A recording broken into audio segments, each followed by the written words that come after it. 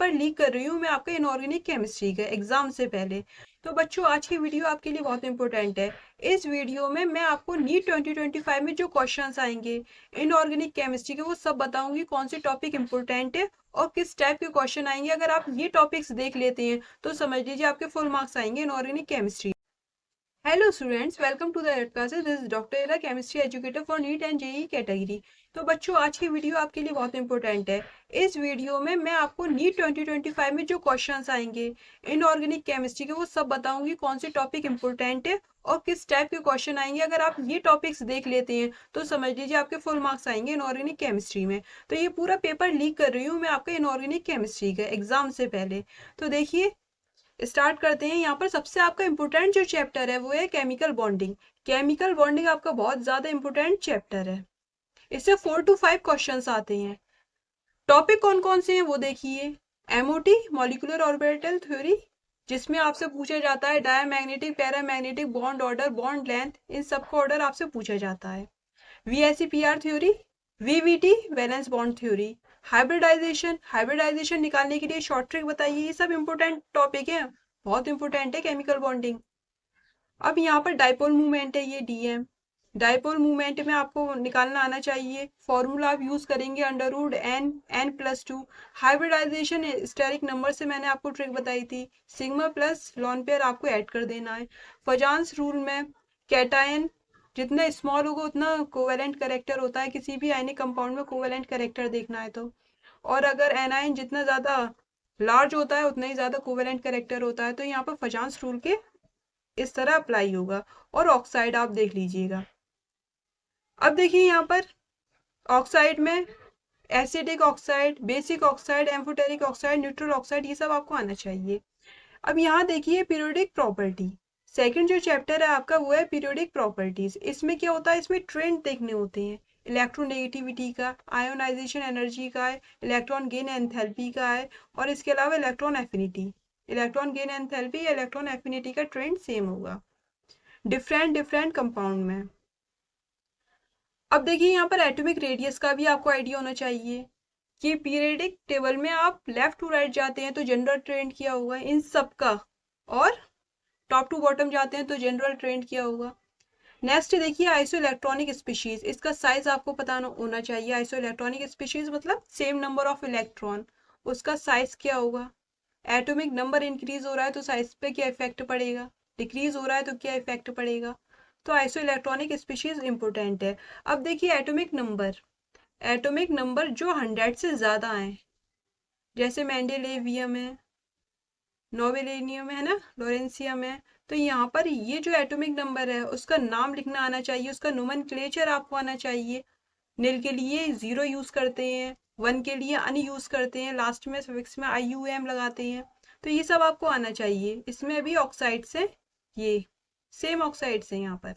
तो acidic oxide कौन से, बेसिक कौन से, न्यूट्रल ऑक्साइड में CO है, N2O है, और वाटर है, NO है, न्यूट्रल ऑक्साइड।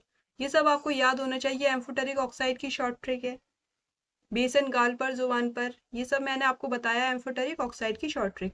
तो ये सारे पॉइंट आपको अगर याद होंगे तो इसी में से क्वेश्चन आते हैं, आपका काम हो जाएगा। नेक्स्ट देखिए चैप्टर है आपका coordination compound. Again important chapter है कोऑर्डिनेशन कंपाउंड।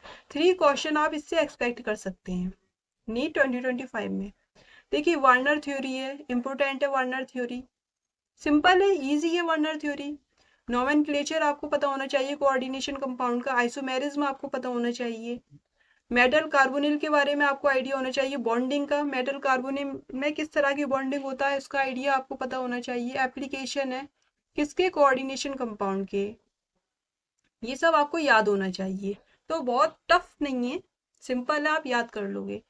अब नेक्स्ट जो टॉपिक है आपका कोऑर्डिनेशन कंपाउंड से मिलता जुलता डी ब्लॉक एलिमेंट।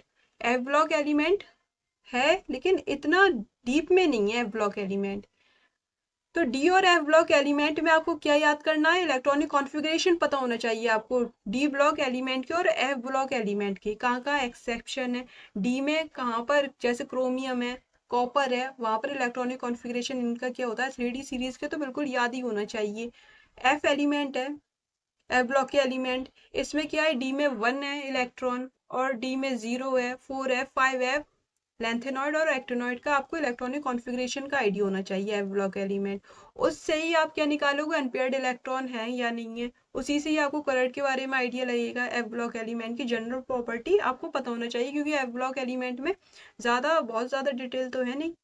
अब देखिए यहाँ पर मैग्नेटिक मूवमेंट वही वाला फॉर्मूला यूज होगा, √n n+2। मैग्नेटिक नेचर का आपको आइडिया लग जाएगा मैग्नेटिक मूवमेंट से। मैग्नेटिक मूवमेंट कैसे आप पता लगाएंगे, अनपेयर्ड इलेक्ट्रॉन से। उसके लिए आपको इलेक्ट्रॉनिक कॉन्फ़िगरेशन आना चाहिए। समझ रहे हैं इलेक्ट्रॉनिक कॉन्फ़िगरेशन कितना इंपॉर्टेंट है। KMnO4 है और K2Cr2O7, ये दो कंपाउंड बहुत इंपॉर्टेंट है डी ब्लॉक एलिमेंट्स में।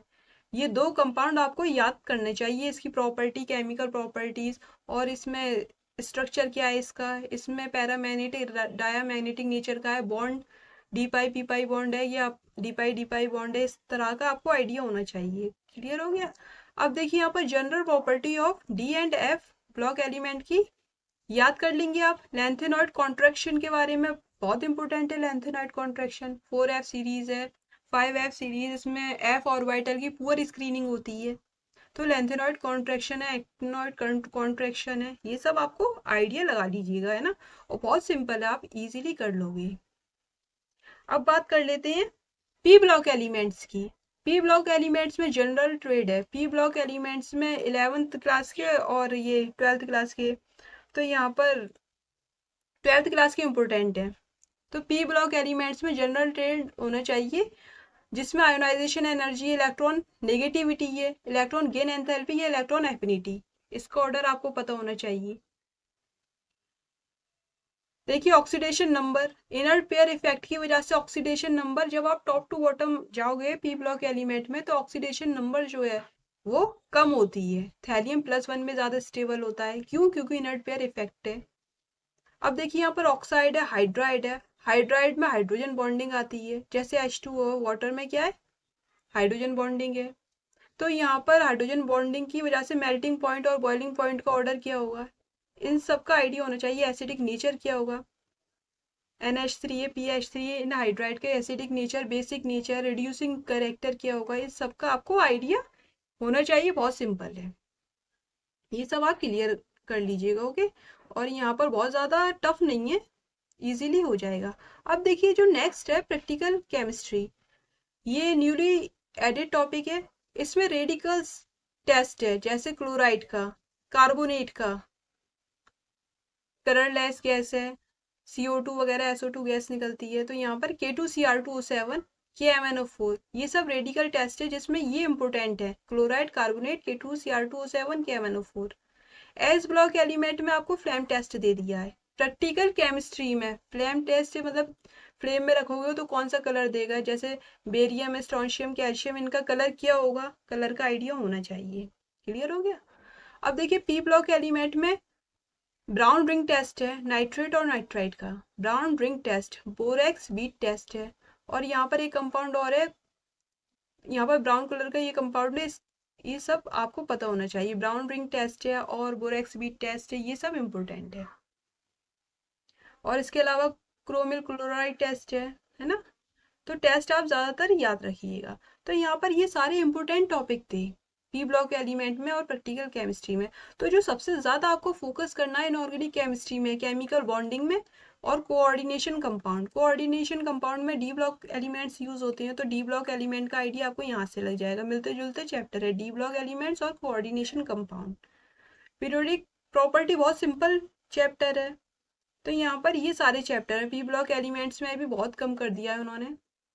जनरल प्रॉपर्टीज के बारे में आपको आइडिया लगाना है सिर्फ पी ब्लॉक एलिमेंट्स में। तो इस तरह अगर आप देखा जाए तो इन सारे चैप्टर में से कम आपसे जो क्वेश्चन पूछे जाएंगे 12 to 16 क्वेश्चन पूछे जाएंगे क्वेश्चंस। और हम अगर एवरेज मार्किंग लेके चलें, सपोज 15 क्वेश्चन अगर आ रहे हैं, 15 क्वेश्चंस अगर आ रहे हैं नीट 2025 में, नीट 2025 में 15 क्वेश्चंस अगर आ रहे हैं, तो इसका मतलब क्या है, इंटू 4, तो 60 मार्क्स आप गेन कर लेंगे इजीली। फ्री के मार्क्स हैं ये समझिए, ये 60 मार्क्स आप गेन कर लोगे। 60 मार्क्स बहुत होते हैं, आप आइडिया लगा सकते हो कितने होते हैं 60 मार्क। तो यहाँ पर इस तरह ये मैंने आपको एक आइडिया दे दिया और पूरी तरह से यही टॉपिक इम्पोर्टेंट है। आपको क्या करना है, क्वेश्चन प्रैक्टिस करनी है इन टॉपिक्स पर। इन टॉपिक्स पे आपको क्या करना है, क्वेश्चन की प्रैक्टिस करनी है। आपके इनऑर्गेनिक केमिस्ट्री में फुल मार्क्स आएंगे अगर आप ये काम कर लोगे तो। समझ लो पेपर लीक है इसका एग्जाम से पहले। तो यहाँ पर ये मैंने आपको इनऑर्गेनिक केमिस्ट्री का बताया। अब मैं आपको ऑर्गेनिक केमिस्ट्री और फिजिकल केमिस्ट्री के भी अच्छे इंपॉर्टेंट टॉपिक बताऊंगी और आपको इसमें क्वेश्चन की प्रैक्टिस ज़रूर करनी है। तो यहाँ पर मैंने आपको इनऑर्गेनिक केमिस्ट्री में पीरियोडिक प्रॉपर्टी ये वाला चैप्टर मैंने आपको कंप्लीट करवाया था। सारे पीवाईक्यूज करवाए हैं पीरियोडिक प्रॉपर्टीज के। तो आप ये वाला लेक्चर ज़रूर देखना, मैं आपको सजेस्ट कर रही हूँ आप ये लेक्चर देखना। आपको आइडिया लग जाएगा किस टाइप के क्वेश्चन आपसे पूछे जाते हैं एग्जाम में। तो प्रीवियस ईयर क्वेश्चन हैं और अच्छे अच्छे क्वेश्चन है, सिंपल क्वेश्चन है और छोटा सा वीडियो 20-25 मिनट का, आप आराम से देख लेना। ओके, तो अगर आपको ये वीडियो अच्छी लगी है आप सजेस्ट करिए आप किस टाइप की वीडियो चाहते हैं, है ना, वैसी ही वीडियो हम लाएंगे। और हाँ, एक बात याद रखो, देखो लास्ट टाइम में क्या होता है, ऐसा लगता है कि अब नहीं होगा, अब हमारा कुछ नहीं हो सकता, हमारा एग्जाम नज़दीक आ गया, हमने जो पढ़ा था वो सब भूल गए और हम अब नहीं कर पाएंगे, हमारा सिलेक्शन हो नहीं पाएगा। तो हिम्मत नहीं हारनी चाहिए, लास्ट टाइम जो हिम्मत रखता है उसी का ही सिलेक्शन होता है लास्ट टाइम पर, ये बात याद रखो, है ना। तो अगर आपको ये वीडियो अच्छी लगी है तो आप अलर्ट क्लासेस, ये हमारा चैनल है, इसको सब्सक्राइब करो और हम आपके लिए और अच्छे अच्छे टॉपिक्स लाएंगे इनऑर्गेनिक ऑर्गेनिक केमिस्ट्री के, जिसका बहुत इंपॉर्टेंस है नीट 2025 के एग्जाम में। तो चलिए एंड करते हैं। Thanks for watching.